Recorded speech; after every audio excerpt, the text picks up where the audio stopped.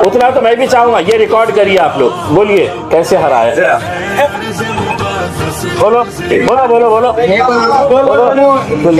बोलो मोटे में माइक हम देख रहे थोड़ा आगे हो।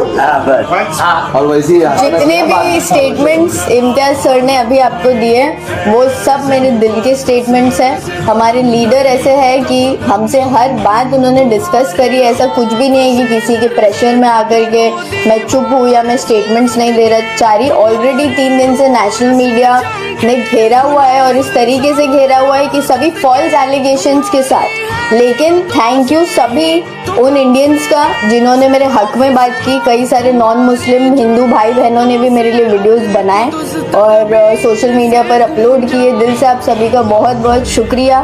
और एक बार फिर से उन हारे हुए लोगों के लिए ये स्टेटमेंट खास सभी के लिए, कैसे हराया।